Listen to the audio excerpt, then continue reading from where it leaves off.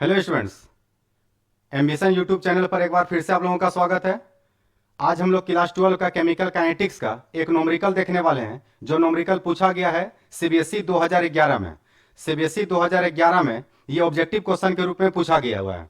1 number का ये numerical पूछा गया था, पर आप लोग ध्यान रखिए कि इसी नोमरिकल को same to same Bihar board में भी पूछा गया है, जो पूछा गया था 5 नंबर के नोमरिकल में। 5 नंबर के नोमरिकल में पूछा गया था। ये पूछा गया है पहले सीबीएसई 2011 में। पहले आप लोगों को क्वेश्चन समझा देते हैं, उसके बाद आप लोग वीडियो को रोक करके और इसको सॉल्व करना है, और सॉल्व करके जो भी आंसर आएगा आप लोग का, उसे कमेंट में आप लोग को लिखना है। देखिए यहाँ पर क्वेश्चन क्या बोल रहा है। क्वेश्चन ये बोल रहा है कि if 60% of the first order reaction, कैसा रिएक्शन है? रिएक्शन है फर्स्ट ऑर्डर। रिएक्शन है हम लोग का फर्स्ट ऑर्डर रिएक्शन है। फर्स्ट ऑर्डर रिएक्शन कहने से ये क्लियर हो गया कि इसमें फर्स्ट ऑर्डर का ही फॉर्मूला लगने वाला है। अब क्वेश्चन में कितना परसेंट रिएक्शन हो गया है? तो रिएक्शन हो चुका है 60%। और कितने देर में रिएक्शन हुआ है? तो ये 60 मिनट लिया है 60% को होने में। तो बोल रहा है कि if 60% of A first order reaction was completed in 60 minute, तो याद रखना है कि बोल रहा है कि एक प्रथम कोटि की अभिक्रिया है जो 60 मिनट में 60% पूर्ण हो जाती है, कंप्लीट हो जाती है। फिर बोल रहा है यहां पर कि इसी प्रतिक्रिया का सेम रिएक्शन इसी रिएक्शन का 50% पूर्ण होने में, 50% को कंप्लीट होने में कितना समय लगेगा? कितना समय लगेगा वो भी अप्रोक्सीमेट में, मतलब लगभग में। तो आप लोग को जो हिंदी मीडियम के स्टूडेंट है, इसी क्वेश्चन को हिंदी में लिख लीजिए। क्वेश्चन ये बोल रहा है कि एक प्रथम कोटि की अभिक्रिया 60 मिनट में 60% समाप्त हो जाती है, तो बताएं इसी प्रतिक्रिया का 50% पूर्ण होने में कितना समय लगेगा? यहां ऑप्शन दिया है 40 मिनट, 45 मिनट, 60 मिनट और 30 मिनट। वीडियो को रोकना है और रोक करके पहले इसका जवाब आप लोगों को खुद से बनाना है, और जब आप लोगों का आंसर आ जाएगा तो फिर मैच करना है कि इसका सही आंसर क्या है। तो चलिए वीडियो को रोकिए, ये स्क्रीनशॉट ले लीजिए और उसके बाद आप लोग इसका आंसर चेक कीजिएगा। तो बना लिया आप लोग। चलिए अब हम लोग इसी का आंसर देखने का कोशिश करते हैं। तो इसमें दो कंडीशन है। पहला कंडीशन क्वेश्चन का है 60% और दूसरा क्वेश्चन का कंडीशन है 50%। तो एक एक करके दोनों क्वेश्चन में पहले 60% हम लोग यूज करके वहां से के का वैल्यू निकाल लेंगे, रेट कांस्टेंट का वैल्यू निकाल लेंगे। आप लोग को याद है फर्स्ट ऑर्डर के लिए क्लासरूम में हम के का फॉर्मूला बताए थे। फर्स्ट ऑर्डर का फॉर्मूला था 2.303 अपॉन टी, और यहां पे आया हुआ था log active mass of R naught, active mass of R naught upon active mass of R. तो ये फॉर्मूला है हम लोग का फर्स्ट ऑर्डर के लिए। फर्स्ट ऑर्डर के लिए ये फॉर्मूला है हम लोग के लिए। ये हम लोग के को बोले थे रेट कांस्टेंट, ये इसी को बोलते थे वेलोसिटी कांस्टेंट, है ना, वेग स्थिरांक या दर स्थिरांक। तो अब यहां पर से हम लोग पहले इस 60 मिनट को यहां पे पुट करेंगे और ये 60% का यहां पर यूज करेंगे और वहां से के का वैल्यू को निकाल लेंगे। तो चलिए अब हम लोग इसको बनाने का कोशिश करते हैं कि इसका आंसर क्या आएगा। तो हम लोग ले रहे हैं केस फर्स्ट। केस 1 में क्वेश्चन दिया हुआ है 60% और टाइम कितना दिया है? वो भी दिया है 60 मिनट। तो चलिए अब हम लोग यूज कर रहे हैं यहाँ पे के इक्वल टू आ गया 2.303 अपॉन यहां पर आ गया T log active mass of R naught upon active mass of R. Clear? अब यहां पर हम लोग टी का वैल्यू पुट कर रहे हैं 2.303 अपॉन टाइम दे दिया था यहां पर 60।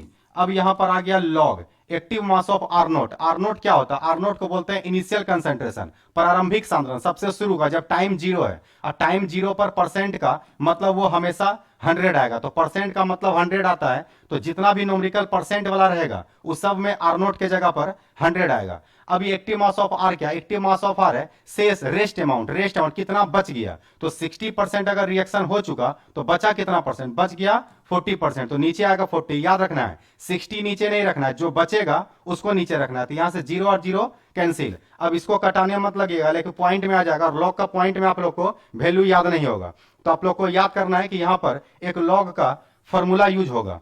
आप लोग को क्लासरूम में एक लॉग का पहला फॉर्मूला आप लोग को ये बताए थे कि log m by N, log m by N. अगर बताए थे कि लॉग में दो नंबर हो और दोनों नंबर बटे में हो, तो इसका फॉर्मूला आप लोग को बताए थे लॉग m और माइनस लॉग n। क्या आप लोग को याद है ये फॉर्मूला? ये फॉर्मूला आप लोग को बताए थे कि अगर डिवाइड में रहेगा तो ये सबट्रैक्ट में बदल जाएगा, अगर यहाँ पे मल्टीप्लाई रहेगा तो ये एडिशन में बदल जाएगा। तो याद रखना है कि ये एक फॉर्मूला था। और दूसरा फॉर्मूला जो सबसे ज्यादा यूज होता है वो होता है log m to the power n। अगर कोई नंबर और नंबर पे पावर हो तो वो पावर आगे आ जाता है, तो ये बन जाएगा n इंटू और ये आ जाएगा log m। ये log m। तो ये दोनों का यूज अभी यहाँ पर हम लोग करने वाले हैं। तो ठीक से देखो यहाँ पर ये आ गया 2.303 अपॉन 60 और यहाँ पर आ गया log 10। 10 को क्या लिखेंगे तो log 10 और माइनस हो जाएगा log 4। log 10 माइनस log 4, यहाँ पर m बटे n, तो ये हो गया log m और माइनस log n। अब log 10 का वैल्यू कितना और log 4 का वैल्यू कितना, तो वैल्यू के लिए आप लोग को याद कीजिए। आप लोग को हम याद करवाए थे log 2 का वैल्यू। log 2 का वैल्यू बताए थे 0.3010, जिसको बोले थे नोमरिकल बनाने समय लगभग में ले लेना है 0.3।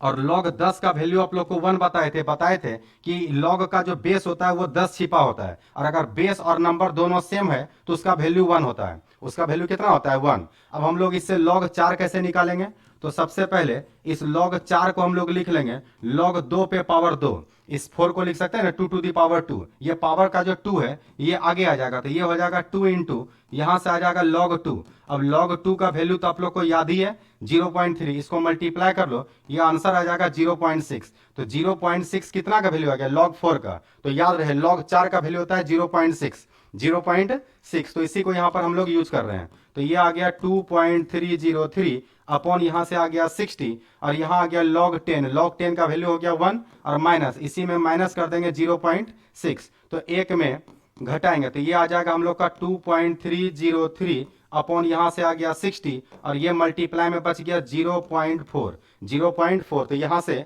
हम लोग k का वैल्यू निकाल लिए। किसका वैल्यू निकाल लिए, k का। पर हम लोग को k नहीं निकालना है, हम लोग को सेकंड केस में टाइम निकालना है। अब सेकंड केस जब 50% लेंगे तो t को ऊपर कर लेंगे और k को नीचे कर लेंगे और k का यही वैल्यू पुट कर लेंगे वहां पर। तो चलिए हम लोग इस वैल्यू को याद रखेगा, ये k का वैल्यू आ गया। अब हम लोग इसी का सेकेंड केस ले रहे हैं,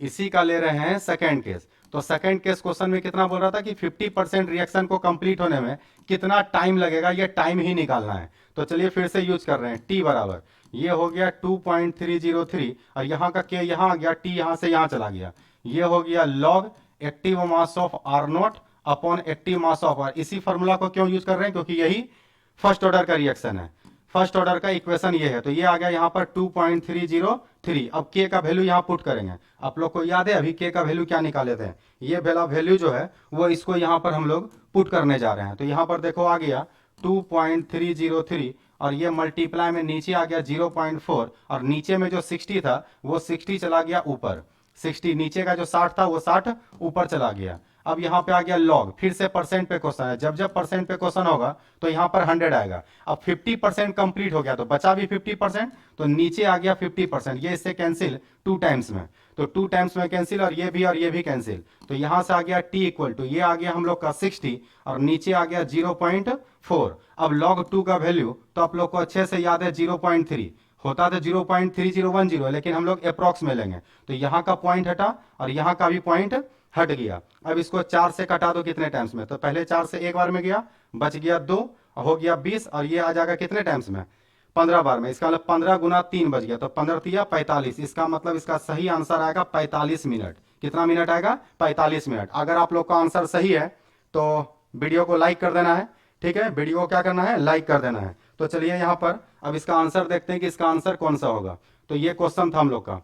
क्वेश्चन बोल रहा था क्या कि यदि 60% रिएक्शन को कंप्लीट होने में 60 मिनट लगता है तो 50% को कंप्लीट होने में कितना समय लगेगा। तो ये आंसर नहीं होगा, ये भी नहीं होगा, ये भी नहीं होगा, आंसर होगा 45 मिनट। आंसर क्या होगा, 45 मिनट। इसको सीबीएसई बोर्ड में 1 नंबर का ऑब्जेक्टिव क्वेश्चन में पूछा गया था 2011 में, और बिहार बोर्ड में इसी सेम क्वेश्चन को पूछा है 5 नंबर के नोमरिकल में, 5 नंबर के नोमरिकल में। तो आप लोग क्राइटेरिया देख लीजिए कि किस टाइप का क्वेश्चन एग्जाम में पूछ रहा है।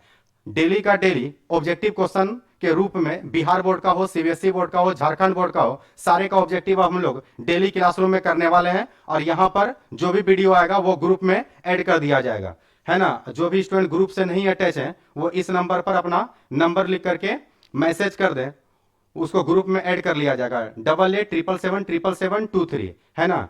और क्लास 11th और 12th का, क्लास 11 और 12 का ऑनलाइन और ऑफलाइन दोनों क्लास स्टार्ट हो रहा है 2 अप्रैल से। 2 अप्रैल से नया बैच स्टार्ट हो रहा है, 2 अप्रैल से नया बैच स्टार्ट हो रहा है ऑनलाइन और ऑफलाइन दोनों, ऑल सब्जेक्ट के लिए, है ना। जो स्टूडेंट ऑनलाइन हमसे पढ़ना चाहते हैं वो ऑनलाइन ही पढ़ सकते हैं, और जो ऑफलाइन पढ़ना चाहते हैं वो ऑफलाइन भी पढ़ सकते हैं। बस इस नंबर पर किसी भी बात को करना हो तो इस नंबर पे आप हमको कॉल कर सकते हैं। और 2 अप्रैल से नया बैच स्टार्ट हो रहा है, जिसका टाइम होगा शाम में होगा 3 बजे से, शाम में 3 बजे से बैच स्टार्ट हो रहा है। ध्यान रखना आप लोग को। ठीक है, थैंक यू। फिर कल मिलेंगे नए क्वेश्चन के साथ। धन्यवाद।